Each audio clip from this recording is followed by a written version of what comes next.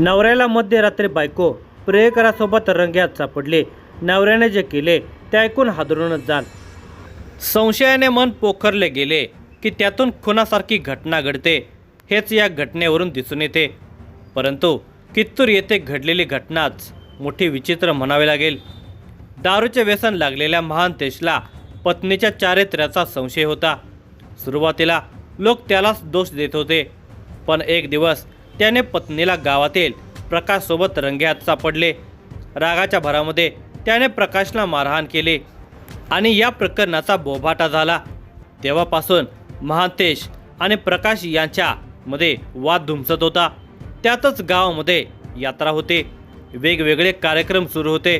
त्या मध्यरात्रीनंतर महांतेश घरी परतला तेव्हा प्रकाश घरामध्ये झोपल्याचे त्याला दिसले। आपली पत्नी घरामध्ये एकटी असताना हा घरात येऊन कसा झोपला या विचाराने सैरभैर झालेल्या महांतेशने प्रकाशला मारहाण करत त्याचा खून केला। विवाहबाह्य संबंधातून घडलेल्या या प्रकरणाचा सविस्तर वृत्तांत पुढे पाहण्याअगोदर जर तुम्ही ह्या चॅनेलवर जर नवीन असाल तर प्लीज आपल्या ह्या मराठी चॅनेलला नक्की सबस्क्राईब करा। कित्तूर तालुक्यातील देवगाव हे एक छोटेसे खेडेगाव असल्याने गावामध्ये कुठे काय घडले की त्याची चर्चा माहिती ही सहज मिळत होती। या गावामध्ये महांतेश हुच्च्या नावावर हा आपल्या पत्नी मुलासह राहायला आहेत। गावातच त्याची शेती असून त्या शेतीवरच त्याच्या घराचा घरगाडा चालू होता। त्यातच महांतेशने वयाची 50 पार केली होती, त्यामुळे अलीकडे त्याच्या हातून जास्त काही कामधंदा होत नव्हता। जमेल तेवढे काम तो आपल्या शेतातच करत असे। वय झालेले त्यात दारू पिण्याचे व्यसन असल्याने तो जास्तच थकलेला होता। एकदा त्याने दारू प्यायला सुरुवात केली की दिवस रात्र तो दारूच पित असे। त्याच्या या सवयीमुळे घरामध्ये नवरा बायकोची नेहमी भांडणे होत होते। या भांडणात महांतेश आपल्या पत्नीवर संशय घेत तिला जबर मारहाण करत होता। या संशयाचे कारणही तसेच होते।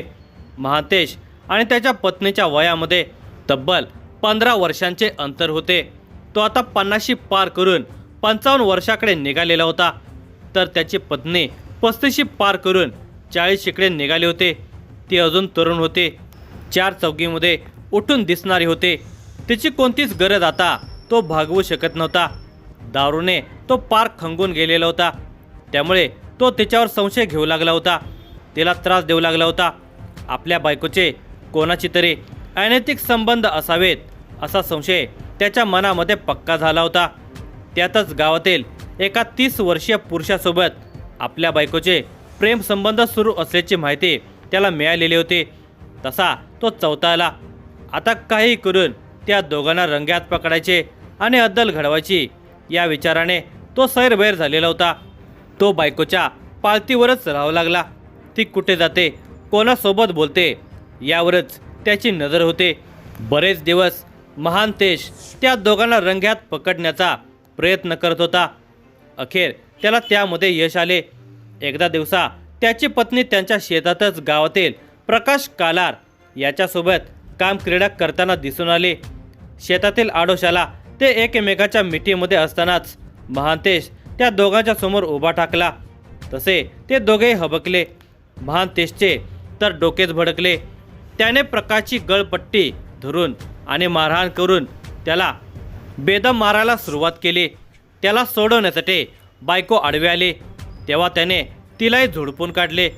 या झटापटीमध्ये प्रकाश कसा बसा सुटका करून घेऊन पसार झाला, तर महांतेशने बायको घरी आणूनही मार दिला। आता वादाला चांगलेच तोंड फुटलेले होते। त्यातच गावामध्ये या भांडणाची चर्चा सुरू झाली आणि सोबतच महांतेशच्या बायको आणि प्रकाशचे संबंध असल्याचेही उघड झाले। परिणामी गावामध्ये बदनामी होऊ लागली। महांतेशला दारूचे व्यसन असल्याने गावातील लोक त्याच्याबद्दलच उलटसुलट बोलत होते, त्यामुळे त्याचा रागाचा पारा वाढतच होता। तो कुठेतरी कमी पडत असेल म्हणून त्याच्या बायकोने प्रकाशचा हात धरल्याची कुजबूज सुरू झाली। हे महांतेशच्या कानावर आल्याने त्याला जास्तच अपमानास्पद वाटत होते। एक दोनदा महांतेश आणि प्रकाश या दोघांची दारूच्या गुत्त्यावर भेट झाली। त्यावेळीही त्या दोघांच्यामध्ये मारामारी झाली। दोघांनी एकमेकाला कपडे फाटेपर्यंत मारहाण केली होती। आता त्या दोघांच्यातील भांडण हा गावातील लोकांच्या चर्चेचा विषयच होऊन गेला होता. महांतेशने प्रकाशला मी तुला जिवंत सोडणार नाही असे म्हणत अर्वाच्य भाषेमध्ये शिवीगाळ केली होती. प्रकाशने त्याच्याकडे दुर्लक्ष करत त्याच्यावर हात उचललेला होता. त्यावेळी जमलेल्या लोकांनी दोघांना बाजूला करून भांडण सोडवले आणि दोघांना आपापल्या वाटेने घालवले. तेव्हा भांडण मिटले, पण त्या दोघांच्याही मनातून राग गेलेला नव्हता. प्रकाशने आपला अपमान केला आहे, त्याला आता जिवंत सोडायचे नाही असा महांतेशने विचार केला होता. तो त्याला मारण्यासाठी संधी शोधत होता. तशी संधी त्याला लवकरच मिळाली. गावात मे महिन्याच्या पहिल्या आठवड्यात 5 दिवस जत्रा चालू होते. जत्रेच्या शेवटच्या दिवशी रात्री महांतेश दारू पिऊन नशेमध्येच घरी आला. त्याला बाहेरच्या खोलीमध्ये प्रकाश कालार हा दारूच्या नशेमध्ये गाढ झोपल्याचे दिसले. हे पाहून त्याच्या तळपायाची आग मस्तकात गेली. त्यावेळी घरामध्ये त्याची बायको एकटीच आतील खोलीमध्ये होती. मी घरात नसताना परका पुरुष घरामध्ये येऊन झोपतो, ती त्याला घरामध्ये झोपून देते. याचाच त्याला प्रचंड राग आलेला होता. त्याला काय करावे हेच सुचेना. त्याच्या मनामध्ये नको नको ते विचार येऊ लागले. रागाच्या भरात त्याने झोपलेल्या प्रकाशवर हल्लाच केला. तू माझ्या घरामध्ये का झोपला आहेस? मी नसतानाही तू माझ्या बायकोकडे काय येतोस? असे म्हणत त्याने प्रकाशला लाथाबुक्क्याने मारहाण सुरू केली. त्यामुळे प्रकाश जागा झाला, पण तो दारूच्या नशेमध्ये असल्याने डोळे चोळत तो महांतेशकडे बघू लागला. नशेमध्ये प्रकाशही त्याला शिव्या देऊ लागला. त्या दोघांच्यामध्ये हाणामारी सुरू झाली. तोपर्यंत शेजारचे लोक घरासमोर आले. दारूच्या नशेत असणाऱ्या महांतेशने प्रकाशच्या शर्टाच्या कॉलरला धरून घराच्या दरवाजात आणले. त्याची बायको भांडण सोडवायला आली. तेव्हा महांतेशने तुझ्यामुळे हे सगळं होत आहे असे म्हणत तिला शिव्या देत बाजूला ढकलून दिले. महांतेशने प्रकाशला दरवाजात ओढत आणल्यावर उंबऱ्यावरून तिला ढकलून दिले.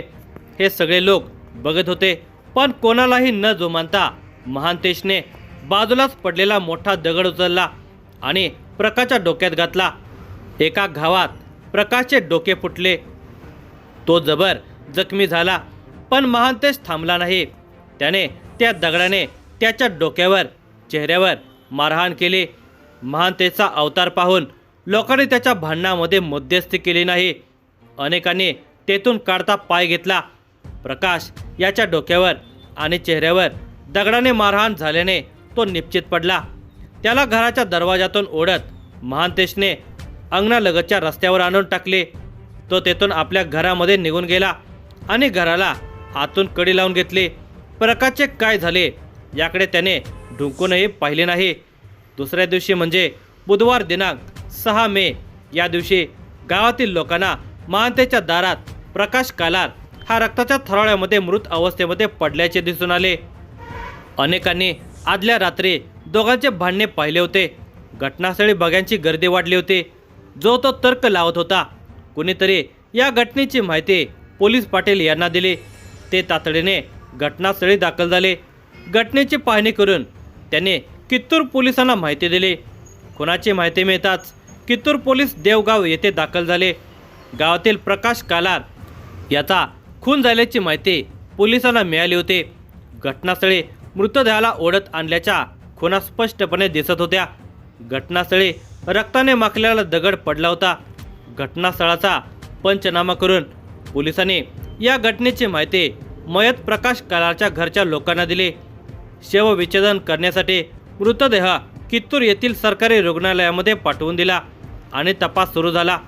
बैलहोंगल उपविभागाचे पोलीस उपअधीक्षक विरया हिरेमठ, कित्तूर पोलीस स्टेशनचे पोलीस निरीक्षक प्रवीण गंगोल आणि इतर सहकाऱ्यांनी मिळून घटनास्थळी भेट दिली. वरिष्ठ पोलीस अधिकाऱ्यांनी कित्तूर पोलिसांना तपासाच्या योग्य त्या सूचना दिल्या. पोलीस तपासामध्ये ही घटना कोणत्या कारणातून घडली आहे आणि संशयित आरोपी कोण आहे याची माहिती मिळाली होती.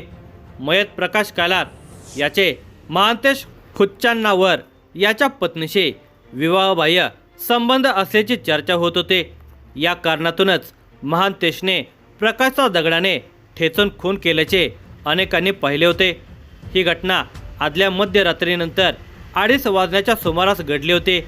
एवढ्या रात्री प्रकाश झोपण्यासाठी महांतेच्या घराकडे का गेला होता हे पोलिसांच्याही लक्षात आले. या घटनेची फिर्याद राजू पुंडलिक हुच्चान्नावार याने दिल्याने महांतेश हुच्चान्नावार याला ताब्यात घेऊन कित्तूर पोलीस स्टेशनला आणले. तेथे त्याच्याकडे चौकशी केली असता त्याने गुन्हा मान्य केला. आपल्या पत्नीशी प्रकाश कालार याचे संबंध असल्याचा संशय होता. त्यातच मी घरी नसताना तो माझ्या घरी का झोपला असल्याने रागाच्या भरात त्याला मारहाण केली, तसेच त्याचा दगडाने मारून खून केल्याचे त्याने सांगितले. प्रकाश कल्लाप्पा कालार वय वर्ष 30 याच्या खून प्रकरणी महांतेश निंगाप्पा हुच्चान्नावार वय वर्ष 52 याच्या विरोधात IPS कलम 103(1) प्रमाणे गुन्हा दाखल केला. दरम्यान पोलिसांनी घटनास्थळावरून गुन्ह्यामध्ये वापरलेला रक्ताने माखलेला दगड जप्त केला. या घटनेचा पुढील तपास कित्तूर पोलीस करत आहेत.